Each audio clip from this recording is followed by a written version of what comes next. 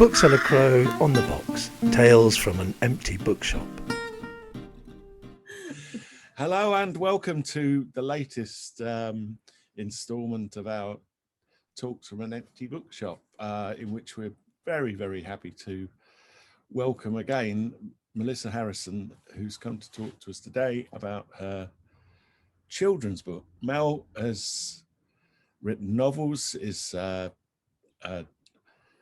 natural history writer, is a journalist, is a broadcaster, is a podcaster. There's no end to what she can just do. Doesn't stop, does it? And she's written a wonderfully charming children's book, which I'm hoping she's going to tell us a bit about and then maybe read a little bit of. Yes, indeed. Thank you for having me. It's lovely to be back. Welcome. In the empty bookshop, which used to be my local bookshop back in the day, and which I still miss. Don't find shops like that out my way. No. So By Ash, Oak and Thorn is my first book for children, and it's based on a book I loved as a child called The Little Grey Men by an author called Dennis Watkins Pitchford, who wrote under the name BB. And I reread this book probably 3 years ago, and I was really expecting to be disappointed by it. You know, when you've carried something around and it's been really powerful for you, and you go back and it's just a bit silly or a bit, I don't know, it just doesn't work, and you realise that what you had been carrying around was more to do with you than the book. But it was still completely wonderful. And I realised that I grew up reading a lot of books about nature. So Watership Down and Tarka the Otter and A Black Fox Running and The Wind in the Willows. And in fact, most of my reading was about nature. And that it had really helped me to connect with the natural world.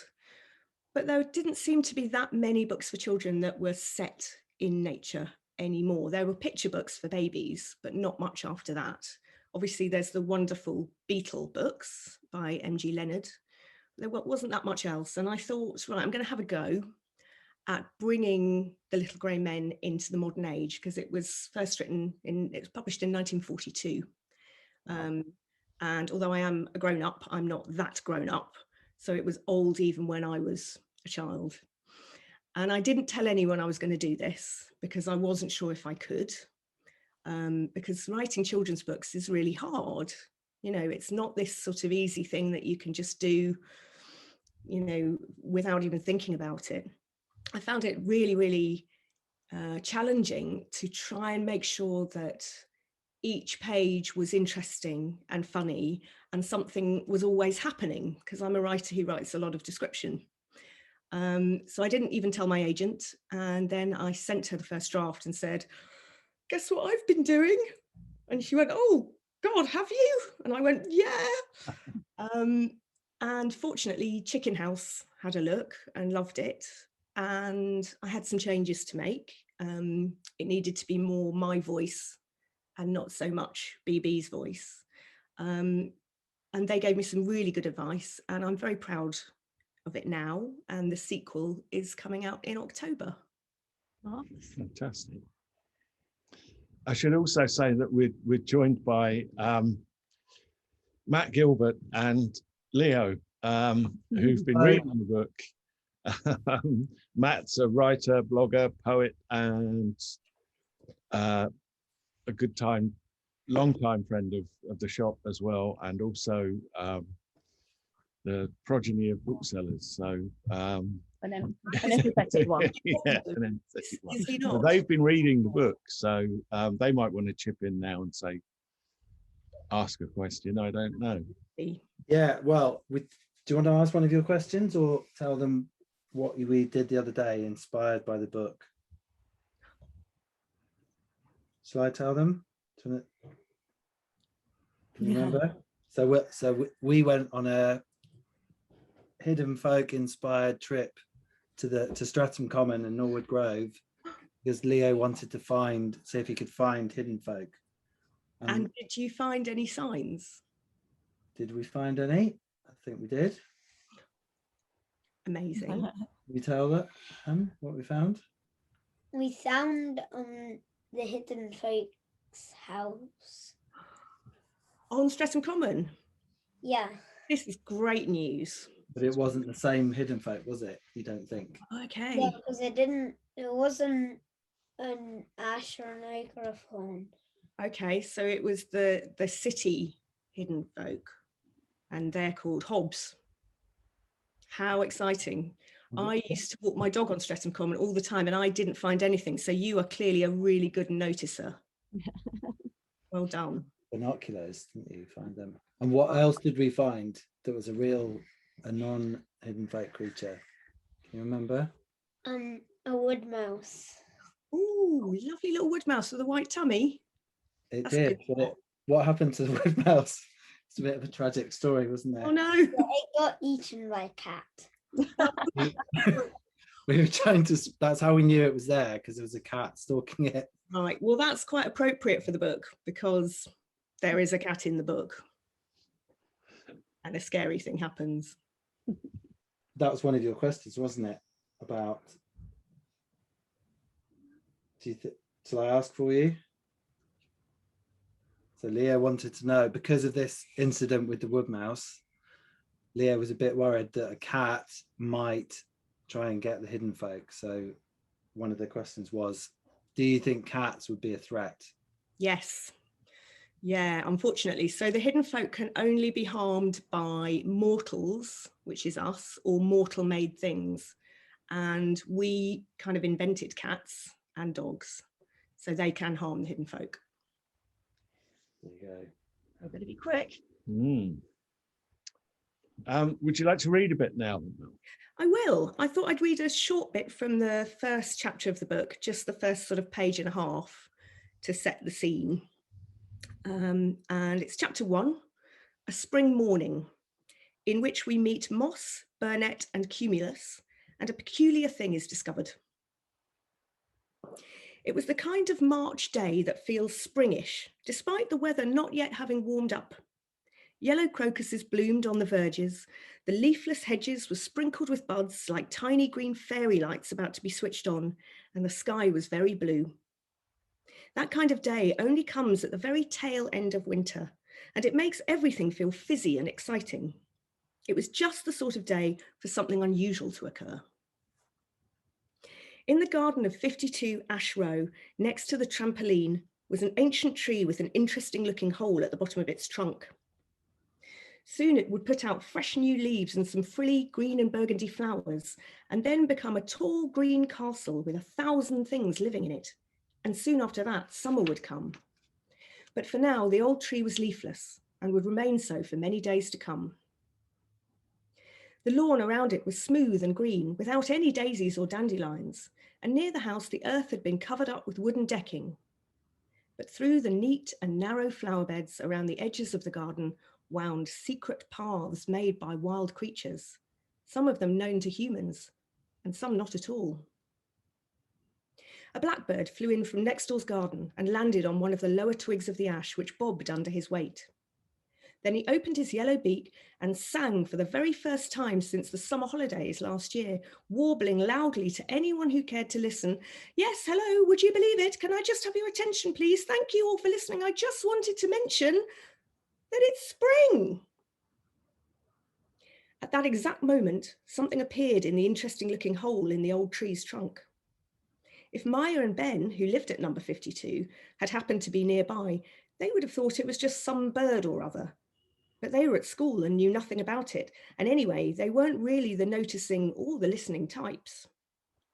They hadn't yet discovered that the first blackbird's song of spring is the signal for an ancient race of tiny people known as the hidden folk to wake from their winter sleep. Or that for more than 2 whole centuries, long before the house or its garden even existed, the ash tree in the garden had had 3 of these secretive creatures living in its gnarled and hollow trunk. Out into the sunshine stepped a figure about as tall as your hand is long, with nut brown skin. Moss, for that was the person's name, was wearing an outfit made of waterproof onion skin, the trousers held up by a red string belt, a cap made from an acorn cup with the twigs still jauntily attached, and no shoes.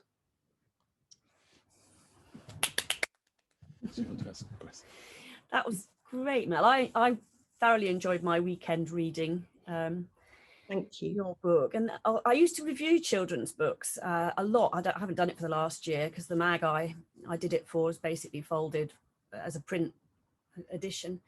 But I'd forgotten what a pleasure it was to read a children's book. It's sort of, you can just switch off and enjoy. You don't have to employ any great intellectual gymnastics, or you don't ask yourself any questions. It's actually pure pleasure. And I did wonder if you could perhaps talk about how different the process of writing a children's book is to an adult's book. I mean, for me, I just loved all your descriptions of food, for instance, like the conker skin biltong, the cowslip cordial, and things like that. I thought that was rather lovely, and I just wondered, it sounds as if you had an awful lot of fun and you let your imagination sort of really roam. Is it a relief not to be constrained by kind of sensibleness as you would with an adult novel? It was very different. It was a different set of constraints. So yes, you know, being able to, I think the greatest pleasure was being able to be funny, because my adult books have all been quite serious, but in real life as a person I'm always joking around and being silly, and you know, I really like teasing and being teased, and I don't get to use that part of my voice in my adult fiction, or not so far. So being able to make jokes, you know, I made myself roar with laughter at one point when I was naming all the little brown trout that all look the same, so I called them all Dave. And I love doing that, you know, just being able to be a bit silly. And Sven the snake I very much enjoyed with his lisp. So that was really freeing. And yeah, things like inventing the food and just going back to the kind of child that I was. And that was somebody who was a great noticer and really believed in the lives of other small creatures, and that there was this world of secret lives all around me that I could detect clues to. And I just found that really entrancing as a child, and going back into that was lovely. But it was tough in other ways. You know, it's taught me a lot about action, and trying to make sure that each chapter ends, you know, not necessarily with a cliffhanger, but makes you wonder what's going to happen next. And creating a moral universe as well. It's different in an adult book.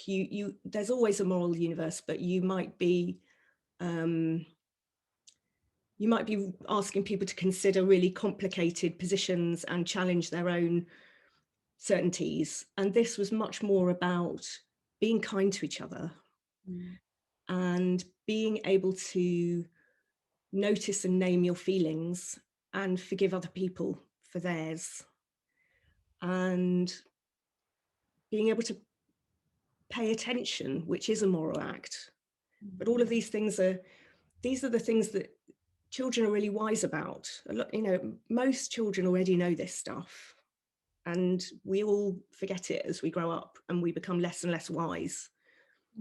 And so it felt like going back into that's quite simple world in which there were things that were really important, and they were quite clear cut.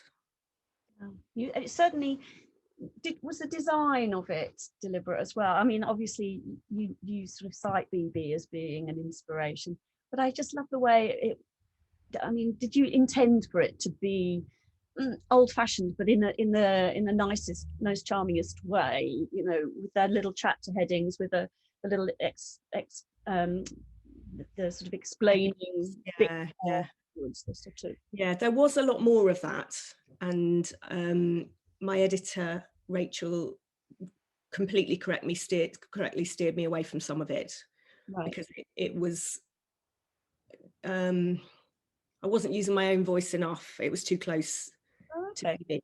And also you know, it was really important that it did speak to children today. And there were aspects of it that I knew you know, I always wanted it to be set in a city as well as the countryside. I always wanted it to have, you know, Spangle the Starling, who speaks multicultural London English. He was in it from the start. Ben's favourite. So, you know, and I wanted the garden to be suburban and have a trampoline. You know, I was very much not conjuring up this beautiful, you know, bucolic countryside of the 1950s, because that's not really what I do. But some of the style was quite, you know, it was from a previous era. And so nudging it forward was an important part of the editing process. I think you combined it really well. I think that I liked the way it looked. I liked the chapters and those little explanations, but I loved the use of modern language in there. That's, you know, hence, oh my days, you know. The ends, I thought was. But what, John, what did you say about? What did you think about the early country scenes? What did you say to me that you liked? It reminded you of. He made me laugh. Well, I was, when I was reading it, I was thinking particularly of the kind of interaction between the three characters, and I said, "This is Last of the Summer Wine." Brilliant! I love it. Yeah, I can get that. And amazing. And also, I thought there was an element of Band of Brothers in there as well. Because they were sort of marching. I'll tell you what's interesting there is that you're imagining all the characters as male. Possibly, yeah. Why is that?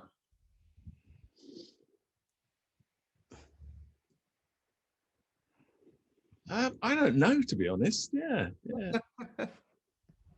What's on? Sorry? Sorrel.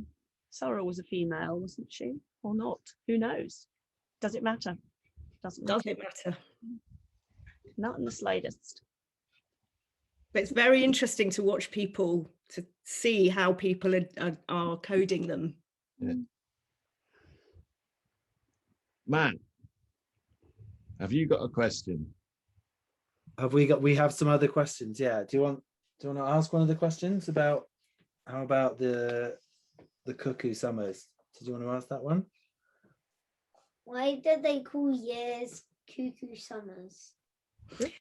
So have you ever heard a cuckoo? Yeah. Okay, so they come around now, May time, and they make that lovely song just through the summer. Cuckoo, cuckoo, cuckoo, and then they fly away again. So they're never here in autumn, never here in winter. So if you were a hidden person, hidden folk, one of the hidden folk, and you were trying to remember, you're trying to work out time, you need some kind of marker to show when a whole year had gone past. And a good way to do it might be when you can hear the cuckoo. So you'd hear the cuckoo in summer, and that would be a year since you last heard it. Because they don't have calendars or anything, or diaries or iPhones. Do you think? Yeah. Does that work? Yeah. Did you know there used to be cuckoos on at Streatham Common? A writer called Simon Barnes used to hear them on Streatham Common, but they've all gone. Yeah, we haven't heard any here, but where did you hear? What, at Grandma and Gramps' house, I think, didn't you? Where's that? Yeah. They're in France, so further south of here. Because we've had some bad weather recently. France are holding on to all our cuckoos. They're still in France waiting to come across the channel, so they've stolen our cuckoos. Got half the swifts as well, I think. Yeah, give them back. Did you have another question? Was there anything else you wanted to?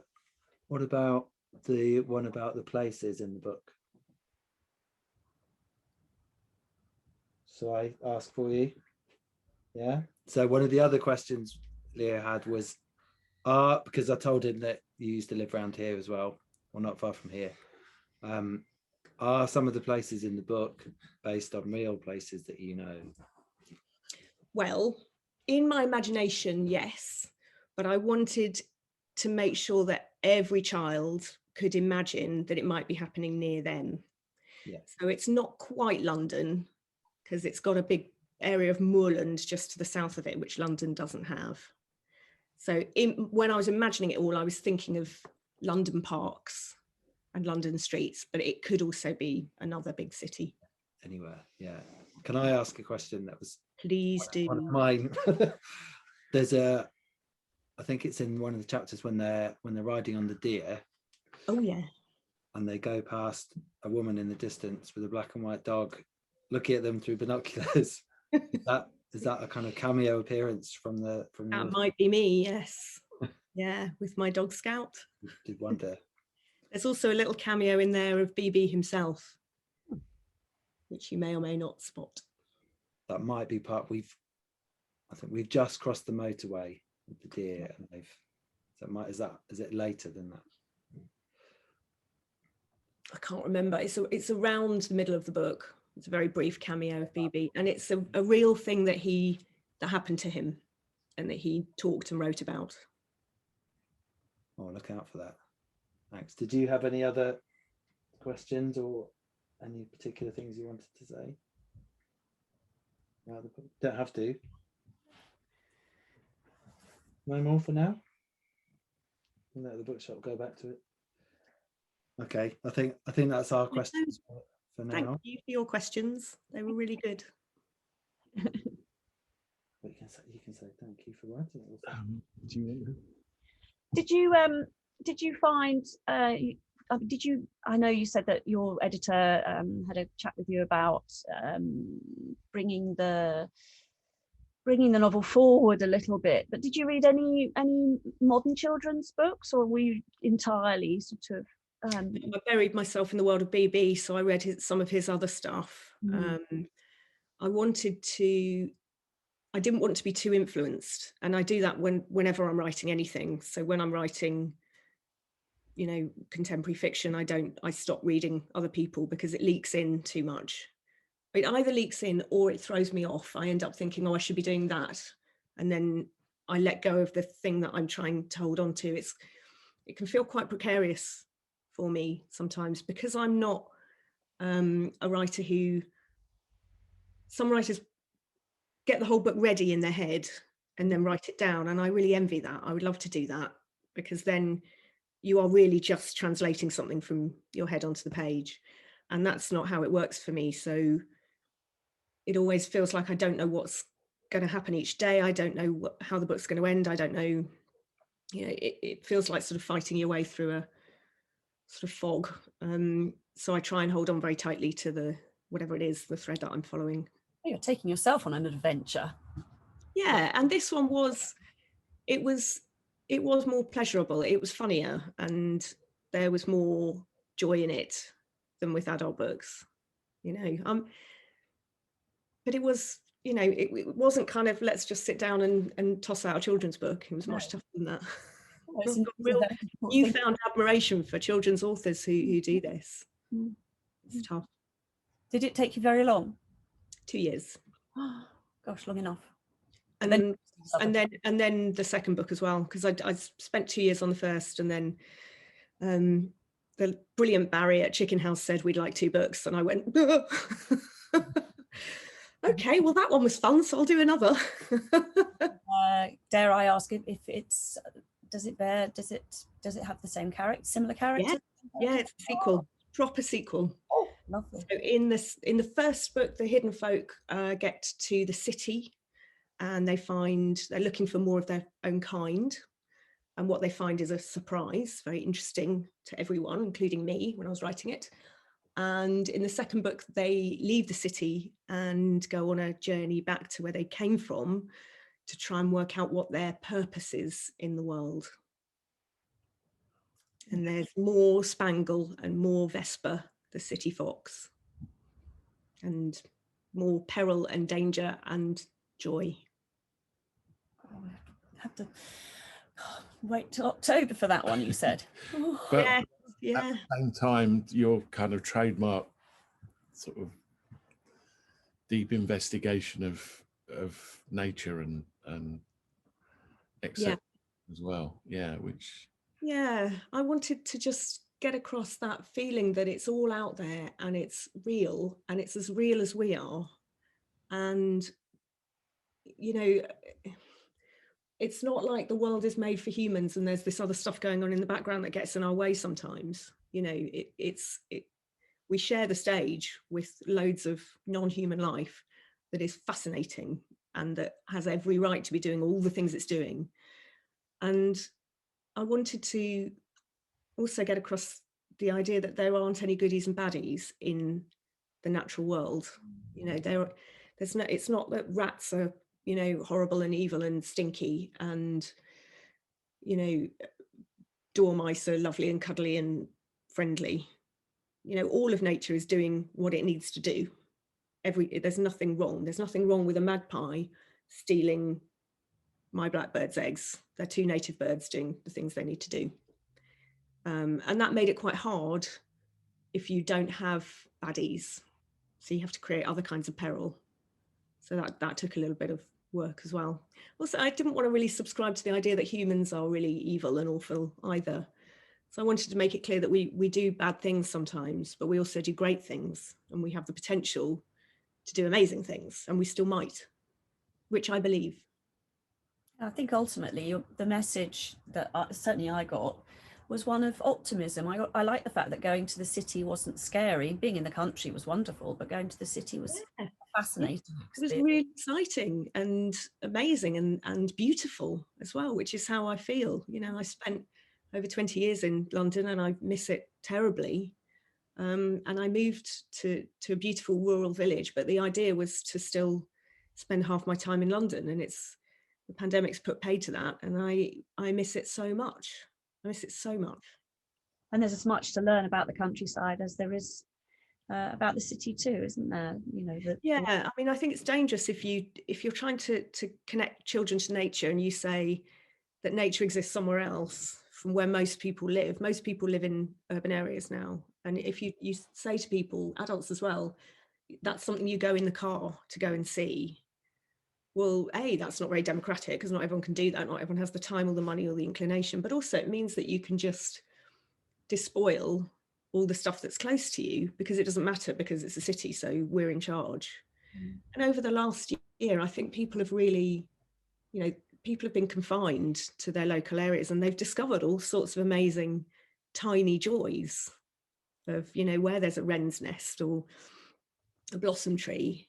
And that's, you know, for all, you know, obviously I would never have wished this situation on anyone, but the one silver lining for me has been watching that process happen for people who weren't otherwise interested in nature. You know, for someone like me who's been banging on for years and going, oh, you know, this stuff's really beautiful and you know, it can really enrich your life, to see that being accelerated for people, you know, friends who've never looked at a bird are now phoning me every day with updates, you know, on some just completely ordinary crow. I love it. An ordinary crow. There is no ordinary crow. I agree. I mean, I guess we've just had more time in the mornings to watch the bird life in our garden, you know, which is, and without the traffic noise, yes, birds have been able to, so you can hear them more, but they're singing more quietly because they're able to. And did you see there was a study that showed that a lot of birds have been able to use the lower part of their registers, which they've not been able to use since the 1960s because of our noise. So they're singing like they sang in the 60s. Wow. I find that really moving. and they're certainly making a racket. Right. Or is it getting to the point where they're waking you up and you're annoyed? No, not annoyed. No, but they Oh, the pleasure of actually hearing a woodpecker morning after morning in our back garden. Well, near our back garden. Yeah. I really want people to carry that forward as we go back to whatever we go back to, or move forward into whatever we move forward. I'd love that feeling of connection and people realizing that this actually did them good, and it saved them in some small way. I'd love us to hang on to that. Definitely. Yeah, absolutely.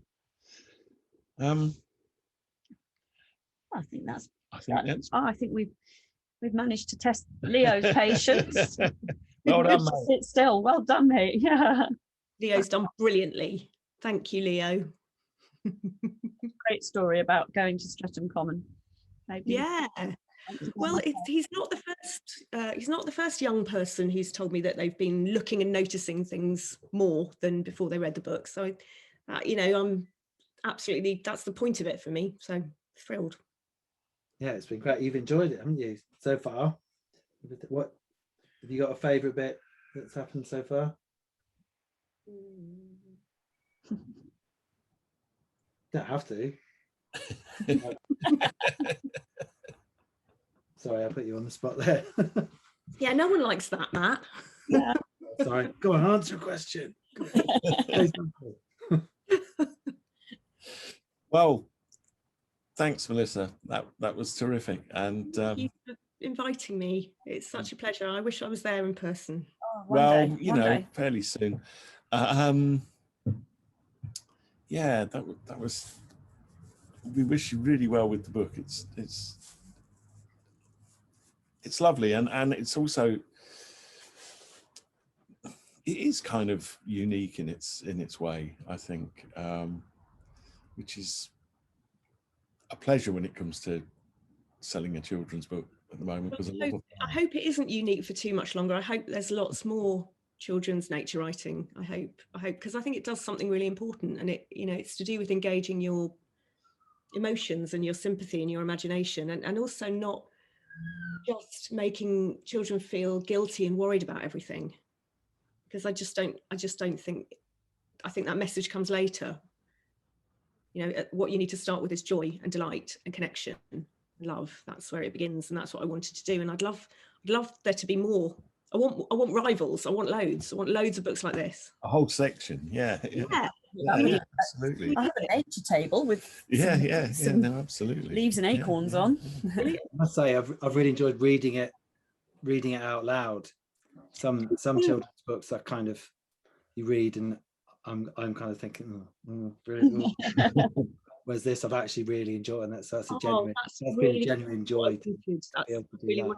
Yeah, and part of the constituency, part of the people I'm trying to reach with this message is not just the kids who often already know that nature is brilliant. It's the adults reading the book to the kids. Yeah, but it made him drag me out to, not that I took much persuading, but it was Leah's idea to do that expedition, wasn't it?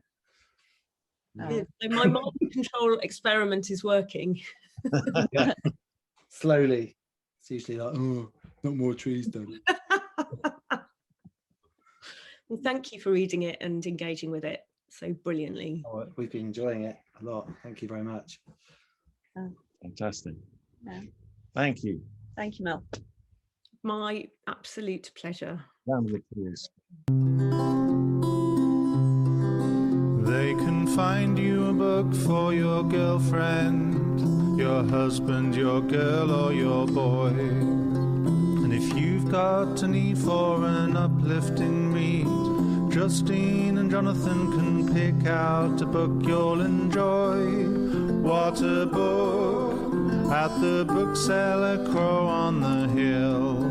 What a book at the Bookseller Crow on the hill. Crystal Palace Hill, it is. But you can order online.